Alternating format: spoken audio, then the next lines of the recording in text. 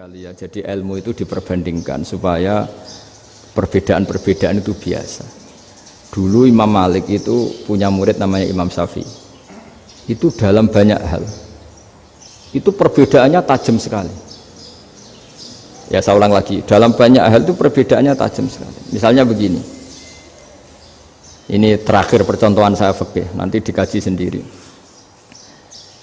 Ada seorang A'rabi, Ja'a A'rabiyun. Ini di hadis sahih diulang-ulang di semua Al-Kutubus Sittah ada peristiwa ini. Ja'a A'rabiyun ila Rasulillah sallallahu alaihi wasallam faqala ya Rasulullah ahlaktu. Qala wa ma ahlakaka? Qala wa qatu imraati fi nahari Ramadan. Ya Rasulullah, saya ini orang yang rusak. Kenapa? Saya ini hubungan intim sama istri saya ketika masih siang Ramadan. Singkat cerita, orang ini dihukum berat sama Nabi. Hukumannya adalah karena dia membatalkan puasa ketika dengan hubungan intim. Sama Nabi dihukum, kamu harus merdekakan budak. Wah, tidak mampu ya Rasulullah, saya tidak punya budak. Jadi ini bukti bahwa agama ini sangat sosial, sehingga sebagian kafaroh harus memerdekakan budak. Kamu kalau gitu puasa 2 bulan. Yang baru puasa 2 hari aja kecelakaan, malah disuruh puasa 2 bulan. Ya sudah, kamu ngasih makan 60 orang miskin. Saya ini orang paling miskin. Kok ini jadi sudah miskin, agak hiper lah orang itu. Poso-poso kok gitu. Itu kata ulama, kalau orang Jawa nggak mungkin makanannya tempe mendoan, nggak mungkin itu. Di Jawa itu nggak mungkin lah ada orang batal puasa karena hubungan intim. Ada istrinya nggak cantik, cerewet, sang lanang mangane mendoan, itu tidak mungkin, kecelakaan itu tidak mungkin. Tidak mungkin itu. Tapi kalau Arab mungkin karena makanannya daging. Singkat cerita, terus pertanyaannya gini. Kalau batal biasa itu kan bayarnya puasa 1 hari. Kalau batal, tapi kalau batal pakai hubungan intim, pakai jima kalau dalam bahasa fikih, itu kafarohnya berat, yaitu merdekakan budak atau puasa 2 bulan berturut-turut. Pertanyaannya gini, jima istri itu boleh loh tidak zina. Seorang jima istri itu boleh loh tidak zina. Itu kan hukumannya berat. Nah terus Imam Malik berpikir kalau gitu tidak harus jima dong. Poso-poso, ora ana uzur, ora ana apa terus nyate. Esuk mangan bakso. Tanpa ada alasan syar'i. Hukumnya harus sama dong. Karena jima hukumnya boleh, berarti semua iftar, semua pembatalan puasa yang tidak ada uzur syara' maka hukumnya sama, yaitu sanksinya sama. Masuk akal enggak? Masuk akal dalam mazhab Imam Malik. Dalam mazhab Syafi'i enggak. Mulai dulu jima itu beda. Kayak mertamu nih gone wong mangan itu oleh, tapi nak gue bojomu gue jima niku wis nemen ngawure lah. Tetap beda dari Imam Syafi'i itu, pokoknya beda, jima sama makan itu beda. Lah ya terus setelah itu terus ada pertanyaan, bagaimana kalau makan dulu baru jima? Ribet kan? Makanya itu sampai dibabkan Kitabul Khilafil Fiqhi, bab merekayasa fikih. Makanya itu perdebatannya orang Hanafi sama Imam Syafi'i juga sama. Ada orang jam segini lapar sekali, kalau langsung makan kan kena sanksi. Ya pergi aja dulu, pura-pura ngaji ke Gus Bah gitu. Nanti kan jadi musafir kan? Wah itu sudah boleh itu kan? Musafir. Padahal enggak. Memang dia pergi itu karena supaya bisa makan. Mau enggak kepikiran ngaji, tahu-tahu ingin ngaji. Mumpung Ramadan lah. Nah makanya dibabkan. Apakah boleh merekayasa fikih? Tapi fikih bisa apa coba? Dengan status kamu musafir, ya memang boleh iftar, boleh berbuka. Lah itu terus jadi terus perdebatan ulama menyangkut fikih. Karena memang masalah furu'iyah.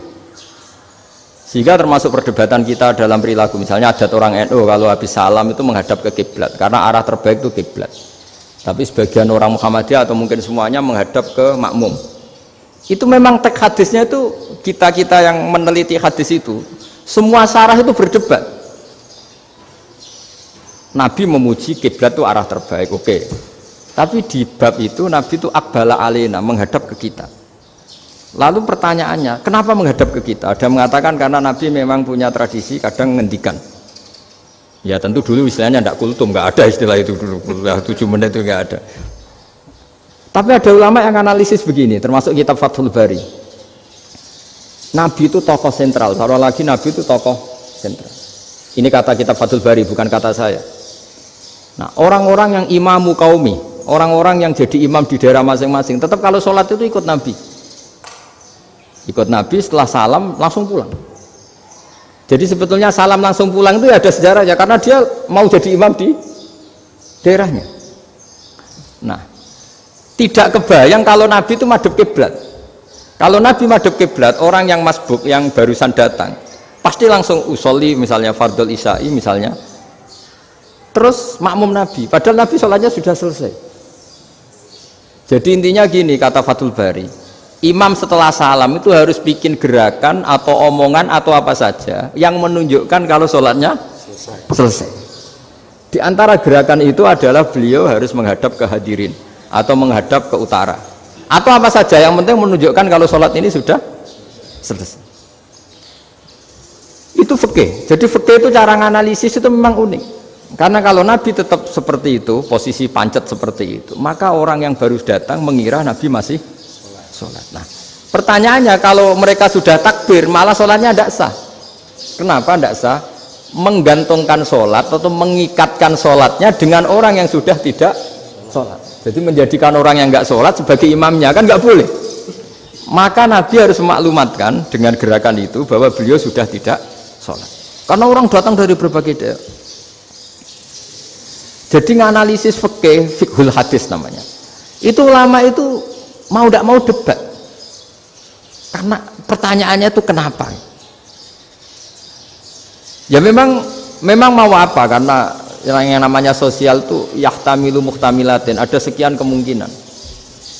Makanya dalam madhab istimbat itu, ketika Nabi sodakoh pakai tamer, pakai kurma, itu lama mesti ngitungnya tuh kut itu makanan pokok. Sehingga Imam Syafi'i mengatakan kalau di Indonesia pakai beras misalnya, karena kutil balad Indonesia itu beras. Oke, Imam Syafi'i mainstream. Tapi ketika era Yusuf Qaradawi di Al-Azhar di Mesir sana, ulama-ulama mulai usil. Sama sih ingat Mbah Mun sering gojlokan, lah iya petani gabah, petani padi wis melarat wajib zakat. Petani cengkeh, kakao, suga-suga wajib zakat hanya karena yang ditanam tidak tidak makanan pokok. Jadi mulai ada ulama mulai gerah lah, kalau bahasa politiknya mulai gerah. Yang petani miskin gara-gara yang ditanam padi wajib zakat.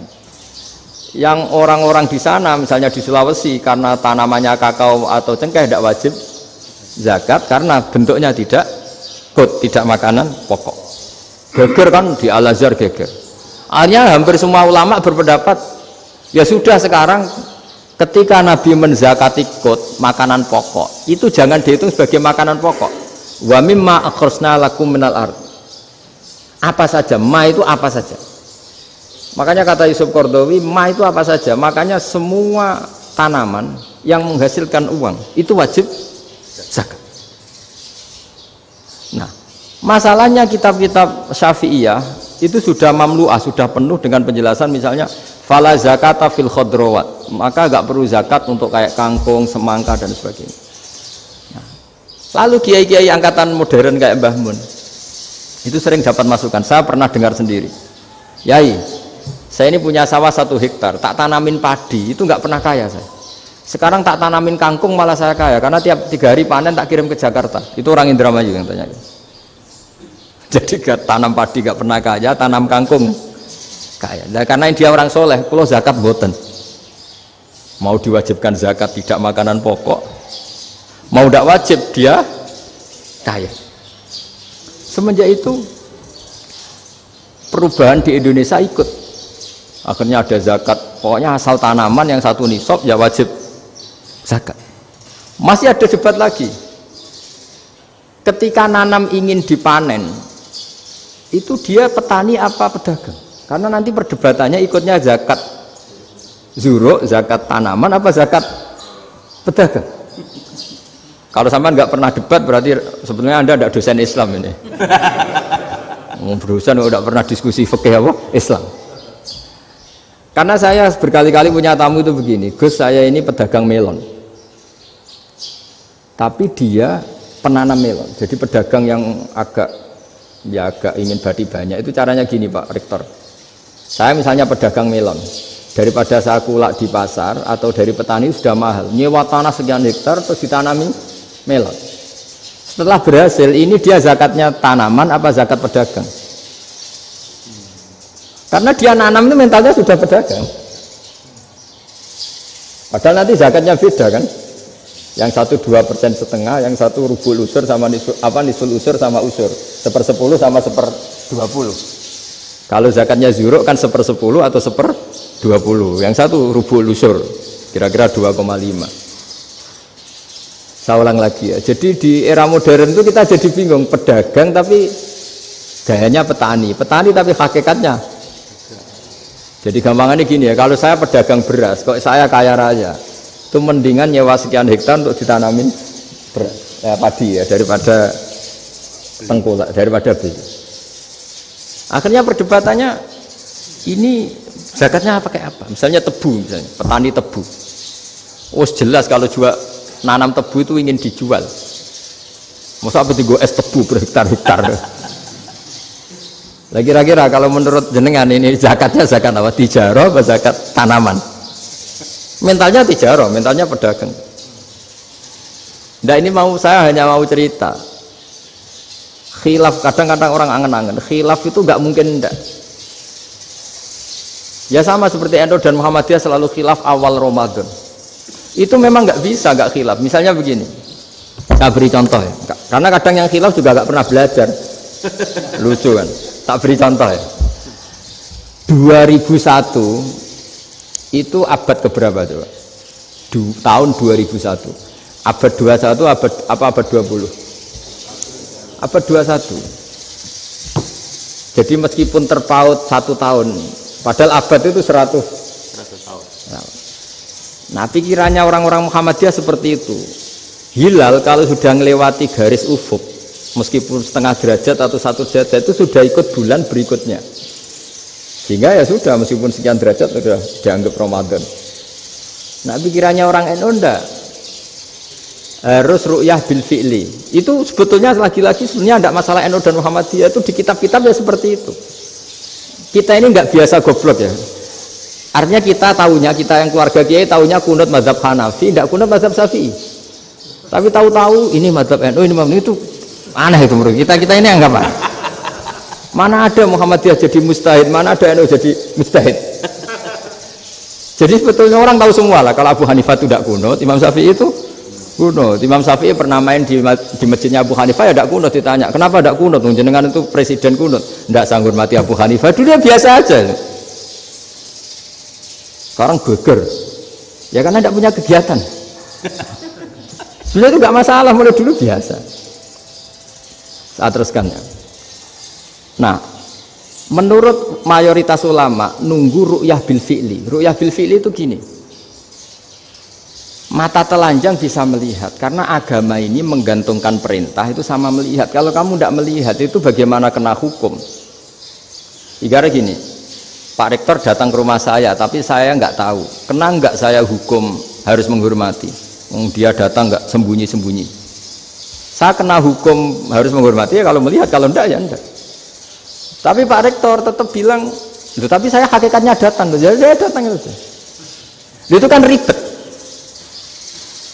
Akhirnya ya sudah, itu nggak ada khilaf sampai mati, ada khilaf karena yang satu menggantungkan hukum itu digantungkan sama tahu. Kalau tidak tahu ya, misalnya baju saya ini hakikatnya ada najis, pas sholat saya tidak tahu, sholat saya sah apa enggak? Sah, karena hakikatnya ya memang saya tidak tahu, tapi hakikatnya ada najis apa enggak? Ada. Ya sudah, itu sama-sama masuk akal. Ada lagi khilaf yang senam otak. Fasyamu salasati ayamin fil haji wa sab'atin idza raja'tum. Singkat cerita ada satu pelanggaran haji yang kata Allah kafarohnya itu puasa 3 hari sama 7 ketika kamu pulang, idza raja'tum, ketika kamu pulang. Dalam mazhab Syafi'i yang namanya pulang itu yang haji sudah sampai rumah. Di mana-mana pulang itu ya sampai rumah.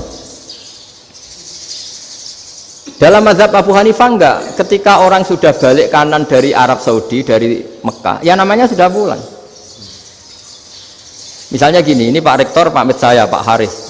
Gus, Pak Haris mana? Ya sudah pulang kata saya, padahal sampai pandangan sampai depan. Tapi bagi keluarganya belum pulang. Lah lalu idza ruja'tum ketika pulang itu bahasanya siapa? Bahasa istrinya apa bahasa yang ditamoni? Kamu ditamoni orang, terus tamunya mana? Sudah pulang. Tapi tanyakan istrinya, belum pulang. Khilaf-khilaf gini kok jadi geger itu kan goblok banget maksudnya itu. Jadi biasa, gini itu biasa. Jadi ya karena memang ini bukan masalah akidah, ini masalah furu'iyah, masalah fikih itu masalah furu'iyah. Mau tidak mau harus beda. Misalnya di sholat juga gitu. Wa ayyuku udin ko adal musolli sokat sholatu. Duduk dengan gaya apapun itu sholatnya sah. Sehingga sampean kalau haji atau umroh, orang Arab itu jenenge duduk ngenak awak di kursi. Duduk sopan ya hanya orang Indonesia loh. Kalau sholat itu masih duduk ala orang tahiyat. Kalau sampean di Mekah, duduknya pakai apa coba? Kursi ya? Oh enak sholat duduk. Karena memang takbirnya di fikih dengan duduk gaya apa saja sah. Makanya sengenak awak duduk di kursi.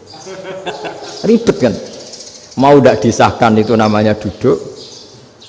Mau disahkan masa iya sowan Allah kok duduk santai-santai gitu. Tapi mau apa? Ini fikih. Ya sekarang lagi ini fikih. Fikih itu ya sudah ini fikih. Makanya kalau ulama berdebat misalnya Abu Hanifah berpendapat sholat itu wajib baca Fatihah apa asal Quran. Dalam mainstreamnya ya Fatihah karena la sholata liman lam yaqra bi Fatihatil kitab. Tapi cara Abu Hanifah enggak. Faqra'u ma tayassara minal Quran. Bacalah apa saja yang mudah bagi kamu. Asal itu Quran. Sementing gak gending Jawa, gak nyanyi lah gitu. Ya sudah mau apa coba? Jadi ya susah memang kalau fikih itu ya sudah seperti itu. Ada lagi yang masih ekstrim misalnya. Yang namanya menyembelih hewan itu gimana coba? Dari hidup ke mati, apa pasti mati disembelih? Cara mazhab Imam Syafi'i yang namanya menyembelih itu penyembelian harus menjadi sebab kematian. Itu yang sah. Karena lagi penyembelian menjadi sebab kematian yang syar'i. Sehingga beliau mensyaratkan hewan yang disembelih ini masih punya hayatun mustaqirrah, punya kehidupan yang normal. Sehingga kalau nggak disembelih ya hidup. Sehingga kalau ada hewan ketabrak truk kejet-kejet mesti mati ini buat sembelih. Itu nggak sah karena nggak usah disembelih ya wes mati kan. Karena ini hanya nunggu koordinasi Israel kan, dia kejet-kejet itu kan prosedur itu. Tapi tidak disembelih pun mati. Tapi cara mazhab Malik enggak. Pokoknya anggere jek duwe nyawa jenenge kewan urip. Dengan kamu sembelih berarti matine mergo mbok sembelih. Meskipun nanti ya enggak usah disembelih ya mati. Coba hitung secara ilmu matematika. Kalau enggak disembelih hidupnya 5 menit. Gara-gara kamu sembelih hidupnya langsung mati.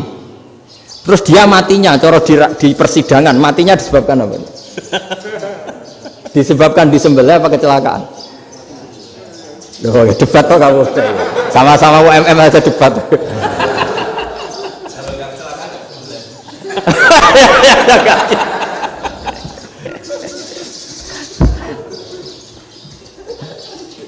Loh, saya pernah ngalami nyata itu. Saya jalan-jalan sama anak saya pakai motor. Sampai di jalan raya gitu ada ayam jago ketabrak mobil, kejet-kejet. Orangnya tanya, "Gus, ini halal tau ora?" "Wis kanggo kon halal lah."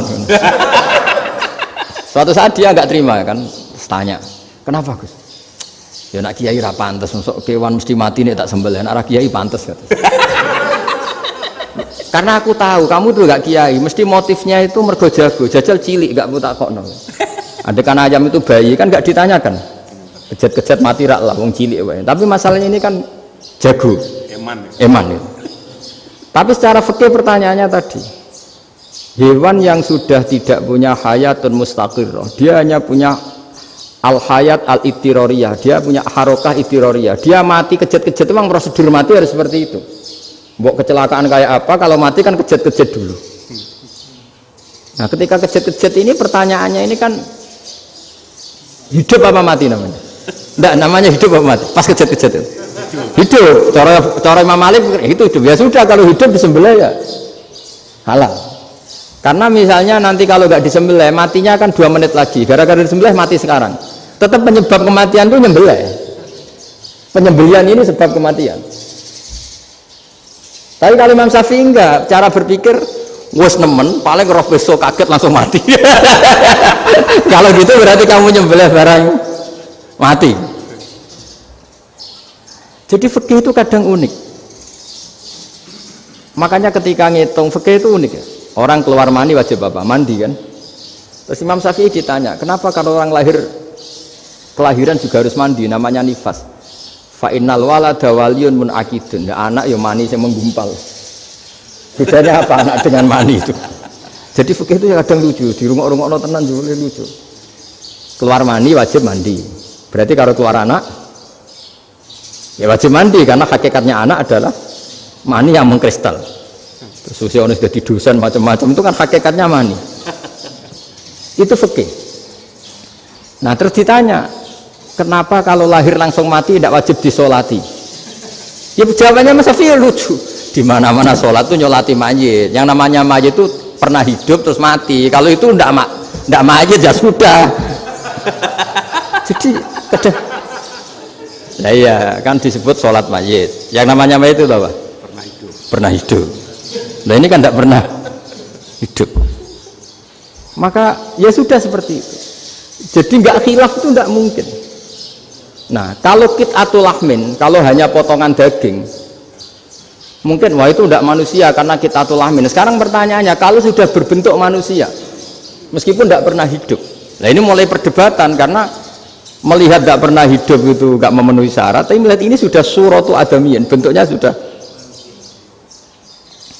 Nah kira-kira gitu perdebatan fikih. Makanya dulu awal mula zaman sahabat itu sudah debat. Masyhur kan Nabi ada kontingen ke Bani Quraidah. Ya kalau kira-kira saya minta Pak Rektor kamu jangan kalau ke Malang jangan sholat asar kecuali sampai Tuban. Sebelum Tuban ternyata matahari mau tenggelam. Terus Pak Rektor milih, wah sudah sholat di Bulu. Padahal belum Tuban. Padahal saya bilang jangan sholat asar kecuali di Tuban. Yang Pak Haris enggak, tetap sholat di Tuban meskipun matahari sudah tenggelam. Karena Nabi menyebut Tuban. Singkat cerita, zaman itu kan Bani Quraidah. La tusolliyanal asra illa fi Bani Quraidah. Kalian semua jangan sholat asar kecuali sampai Bani Quraidah. Ternyata di tengah perjalanan matahari sudah mau tenggelam, kira-kira kurang 2 menit atau 3 menit. Sahabat-sahabat, sudahlah kita sholat asar di sini. Kalau sampai sana pasti sudah tenggelam. Separuh sholat. Yang separuh enggak, kata Nabi harus di Bani Quraidah. Ya sudah nunggu di Bani Quraidah meskipun matahari sudah tenggelam. Singkat cerita dua kelompok ini matur, ya Rasulullah kita ngalami ini perdebatan gini-gini. Di semua riwayat di hadis-hadis sahih disebut falam yu'annif wahidan minhuma. Nabi tidak menyalahkan salah satunya atau enggak menyalahkan dua-duanya. Itu bahasa Indonesia juga ribet, yang benar gimana itu? Enggak menyalahkan salah satunya apa enggak menyalahkan dua-duanya? Gimana bahasa benarnya? Salah satunya. Salah satunya itu dua-duanya. Ya. Enggak, kalau bahasa Indonesia tidak menyalahkan Kedua-duanya. Kedua-duanya apa salah satunya yang benar? Kedua-duanya. Kedua-duanya. Bahasa Indonesia itu ya kadang ruwet ya. Orang pinter kayak Pak Habibie itu namanya ya orang luar biasa. Nanti sekolahnya orang-orang idiot itu ya sekolahan luar biasa. Orang pinter banget bahasa Indonesianya ya luar biasa. Kalau sekolah untuk orang-orang yang idiot juga luar biasa. Jadi kalau dipuji luar biasa itu gak jelas ini luar biasa ya. Gak jelas kadang bahasa kita ini kadang ya gak jelas. Nah itu gak menyalahkan dua-duanya apa salah satunya? Keduanya. Tidak menyalahkan kedua-duanya. Misalnya dibahasakan gak menyalahkan salah satunya, benar apa salah? Benar. Benar, ya sudah benar semua. Jadi itu bukti bahwa ijtihad itu boleh. Saya ulang lagi, bukti bahwa ijtihad itu boleh. Padahal ini jelas yang satu harus sholat asar, padahal matahari sudah tenggelam. Makanya diantara fikih unik itu begini. Saya ulang lagi fikih unik. Saya menyaksikan betul ketika ada orang tanya Mbah Mun saya ini Kopassus. Kadang latihan itu sampai waktu zuhur habis. Saya harus bagaimana? Jawabnya Mbah Mun itu unik. Sementing aja ngosor salat. Engko ya aja niat jamak. Atok kodok katanya. Singkat cerita terus orang ini diskusi sama saya karena ini ya alim pernah mondok. Kenapa qasar tidak boleh? Karena qasar itu ekstrim, merubah bentuk sholat dari 4 menjadi 2. Maka alasannya harus jelas. Harus jelas itu orang yang latihan di Kopassus itu kan dia sudah berasrama di situ. Berarti dia sudah tidak musafir karena asramanya di situ, sudah mukim. Kalau dia qasar itu merubah bentuk sholat dari 4 menjadi 2. Merubah itu ekstrim. Tapi kalau dia qadha itu hanya mengakhirkan sholat dari waktunya. Kira-kira kalau kamu jadi malaikat ekstrim mana? Merubah sama menunda? Ekstrim merubah kan? Karena 4 menjadi 2. Terus ojo jamak takdim tapi jamak takhir. Itu juga penting. Bagi pengkaji fikih itu penting. Kalau jamak takhir itu salah-salah sidik ora pati popo. Kenapa? Kan mirip duhur kodok. Kalau jamak takhir kan, tapi kalau jamak takdim asar kok di waktu duhur, ekstrim mana? Perubahan takhir sama takdim itu ekstrim mana? Ekstrim takdim karena melakukan sesuatu belum waktunya. Belum waktunya. Jadi itu memang ya memang tadi kajian-kajian fikih itu memang unik karena bagi ahlinya, saya ulang lagi tapi ini saya ulang lagi bagi ahlinya. Makanya ketika Nabi menjamak sholat ketika nusuk, ketika haji itu kata Imam Syafi'i lis safar karena Nabi pergi jauh karena rumahnya Madinah. Tapi resikonya fatwa itu adalah orang Mekah nggak boleh jamak karena kawasannya nggak sampai 90 kilo lah kalau sekarang mungkin. Tapi kalau tahu Imam Malik enggak, ya nusuk sehingga orang Mekah pun yang haji ya boleh jamak karena alasan jamaknya karena nusuk, karena haji bukan karena jarak. Terus diteruskan lagi. Kalau karena pergi boleh jamak, memangnya pergi itu kenapa? Karena repot. Nah itu masalah kan masyakoh. Nah, terus mulai ada orang-orang yang ngawur kan resepsi jamak, ribet.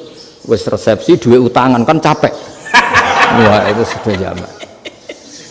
Ribet kan. Jadi kalau sudah illatul hukmi itu sudah mesti bikin masalah. Kalau sudah illatul hukmi itu pasti bikin masalah. Nah, pertanyaannya jamak itu masih gampang karena bentuknya sholat masih 4. Yang ekstrim kalau qasar karena bentuk sholat 4 menjadi 2. Maka kata Mbah Mun pesennya nak kue ra mesti bener jika alasan itu tidak mesti benarnya. Pokoknya sementing tidak qasar katanya. Juga tidak jamak takdim karena qasar ini kan merubah bentuk sholat kan ekstrim. Jamak takdim juga ekstrim karena mendahulukan sholat sebelum waktunya. Kalau jamak takhir kan biasa, kalaupun salah kan mirip kodok. Ya mirip kodok biasa kan. Nah ini saya cerita, jadi fikih itu bagi ahlinya itu memang punya konsekuensi yang seperti itu. Makanya pertanyaannya misalnya bagaimana hukumnya penyembelihan lewat mesin? Ya ribet kan. Bagaimana nyembelih dari apa ini? Belakang. Saya baca di kitab-kitab nyembelih dari belakang itu ya hukumnya tetap boleh asal apa itu hulkum dan mari itu terpotong. Tapi pertanyaannya, jangan-jangan ayamnya sudah kaget dulu karena uratnya ini. Makanya perlu ditanya ahli medis, setelah uratnya tercabut ini jangan-jangan sudah berstatus mati. Kan potensi ketika dipotong dari sini potensi sudah berstatus mati. Makanya nah kalau misalnya menyembelih dengan dibocok plak gitu langsung mati gimana? Itu tetap ada dokhtoh, kalau dalam bahasa fikih dokhtoh. Dia terkaget begitu ada dokhtoh karena nggak bisa bernafas terus mati. Berarti kelangsungannya bangkai. Jadi orang yang pengkaji fikih itu ya seperti itu, memang itu yang ditekuni. Tapi kita sebagai orang awam ya tadi, nak sing kecelakaan itu wedhus, ayam jago ngeman, tapi nak pitik cilik ikhlas.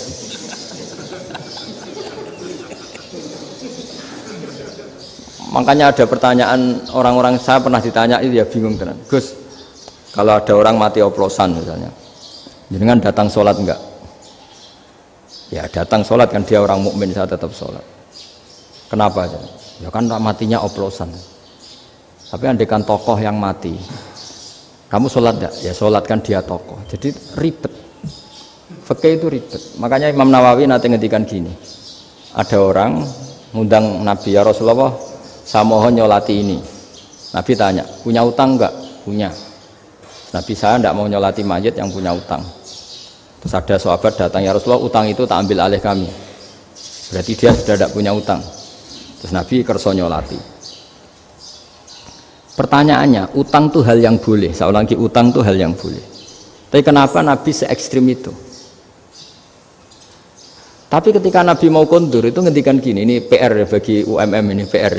Nabi sebelum kondur bilang gini, sallu ala sahibikum. Jong, saya tidak nyolati ini, tapi tolong ini disolati.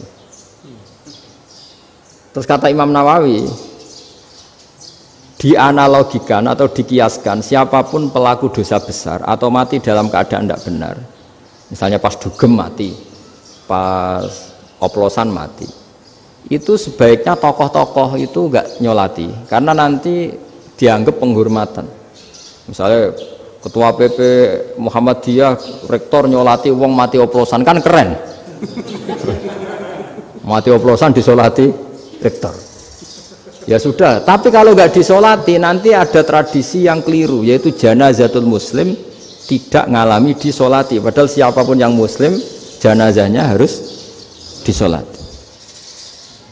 Makanya setengah-tengah ya rasa rektor lah, bu satpam, pokoknya kudu tetap ada yang sholat gitu. Itu kata Imam Nawawi. Jadi ketika ada orang mati nggak benar, itu sebaiknya tokoh-tokohnya nggak ikut nyolati, tapi awamun nas, orang kebanyakan ikut sholat. Jadi fikih itu agak jelimet karena tadi ketika tokoh ini nyolati, pertanyaannya bedanya apa mbek sing mati ning masjid mbek mati oplosan? Karena sama-sama semua orang nyolati, kan tidak ada sanksi sosial itu. Tapi ketika nggak disolatkan sama sekali, wah lebih parah lagi. Ini ada janazatul muslim tidak disolati. Sehingga kata Imam Nawawi, ini hebatnya Nabi tengah-tengah. Jadi Nabi kundur, jong saya tidak nyolati, tapi sallu ala sahibikum. Ya tapi ini kamu harus nyolati. Kata Imam Nawawi, orang yang mati bunuh diri, orang yang mati oplosan, orang mati secara nggak benar itu asal dia muslim tetap wajib disolati, karena sholat ini hakul muslim. Kan seorang muslim diantara haknya apa? Ketika mati dikafani, dimandikan, disolat. Tapi ini masalah matinya pas murtakibul kabiroh, pas melakukan dosa besar, dan itu sebab kematiannya. Kalau dia oplosan, kan sebab matinya karena oplosan. Ya kan terus ribet. Mau disolati oleh, apalagi misalnya kita ketua ulama, punya terkenal wali, wah keren, mati oplosan itu disolati wali, kan ribet kan. Nanti yang repot malaikatnya. Itu ya, ini yang nggak kata bahaya. Saya pernah baca kitab itu yang repot malaikatnya. Itu ada yang bilang gini, orang yang punya hutang itu pasti nanti hisabnya berat, diaudit malaikat sampai bisa nyaur hutangnya. Sementara malaikat kena konstitusi, kalau Nabi mendoakan harus mustajab. Ini kan ada dua hukum yang berlawanan. Sekali Nabi berdoa, wa maghfir lahu warhamhu, itu harus dituruti malaikat. Nggak boleh doanya Nabi nggak dituruti malaikat. Sementara aturan Islam juga harus dituruti, bahwa orang yang punya utang harus tersandra oleh utangnya. Tapi nasi dunia Pak Haris kan, nggak TNO, nggak ngefek gitu. Jadi misalnya Pak Haris dulu sampai nangis wa maghfir lahu, kan nggak ngefek. Malaikat nggak itu, nggak sudah lah. Tapi kalau Nabi yang berdoa kan harus diturutin, ini masalahnya kan itu. Nah kalau diturutin berarti hutangnya harus bebas, padahal secara aturan harus tersandra karena punya hutang. Nah, nanti sama kalau yang mati oplosan ini yang doain wali, kok wali sampai Allah maghfir lahu, doanya wali kan harus terkabul. Sementara secara hukum dia harus kena sanksi karena oplosan tadi. Daripada ngerepot malaikat, sudahlah wali-wali ini tidak usah ikut nyolatin. Yang nyolati ya orang-orang nggak jelas ini, sehingga kan Malaikat kan santai aja kalau mau nyiksa. Loh, tapi kan sudah didoain, gak ngefek. Karena doanya orang-orang gak penting. Itu ada tuh di sarah Muslim itu. Di sarah Muslim di bab ketika Nabi ngintikan babu qauli Rasulullah sallallahu alaihi wasallam sallu ala sahibikum. Jadi belajar fikih itu asik ya. Karena tadi harus dipelajari. Kalau enggak, ilmu ini hilang. Terus nanti takutnya lagi ilmu fikih itu direduksi sosial. Terus misalnya gini, pepe wong cilik wae kiai-kiai ra gelem nyolati. Orang melihatnya ini karena yang oplosan wong cilik om larat ra disolati. Jajal bupati ya disolati, mergo amplope gede-gede kan terus ruwet kalau dianalisis gitu kan ruwet. Makanya kenapa saya harus ngomong fikih supaya semuanya itu enggak didudukkan urusan sosial itu. Nah kalau semuanya didudukkan sosial kan sentimennya sentimen sosial. Ribet. Padahal yang sering mati oplosan itu kan ngomong cilik gitu loh, karena tadi kalau wong sugih kan pakai whisky yang mahal yang insya Allah tidak mati kan gitu.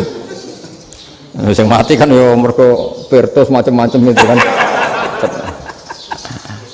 Artinya ini kalau nggak diterangkan secara fikih, kiai-kiai yang nggak datang dikira masalah sosial kan. PP salam tempel era gede terus nggak datang kan terus jadi ribet. Ya makanya ini apa lewat pengajian ini supaya sampean lebih tahu ya bahwa khazanah Islam ini kata beberapa ulama kafatal linnas, maknanya semuanya, sehingga Allah akan mentakdirkan kajian Islam akan ada di seluruh dunia. Jadi kenapa IAIN marak di Indonesia, UMM, Universitas NU banyak, karena agama ini kafatal linnas, tidak miliknya orang Arab tapi milik semua. Orang alimnya juga gitu. Ketika ada liga alim seluruh dunia, itu orang Indonesia, orang Afrika, ya selalu ada orang alim yang kelas dunia. Seperti dulu ada Imam Bukhari, itu as-sakhul kutub ba'da kitabillah. Kitab terbaik setelah Quran itu Bukhari. Padahal dikarang oleh orang Uzbek. Kata siapa? Islam As-Sobyan, orang Arab ngakui kalau kitab paling sahih itu Bukhari. Mekah Madinah pun ngakui kalau kitab paling sahih Bukhari. Padahal pengarangnya ada orang Arab. Orang mana? Uzbek. Imam Ghazali yang diakui seluruh dunia itu Atos itu ikut Persia, juga bukan orang Arab, Sibawai ini orang Persia. Nah ini yang belum ada orang Malang ini, tinggal PR ini. Ya nyusul ya. Ya Sarah, demikian. Assalamualaikum warahmatullahi wabarakatuh.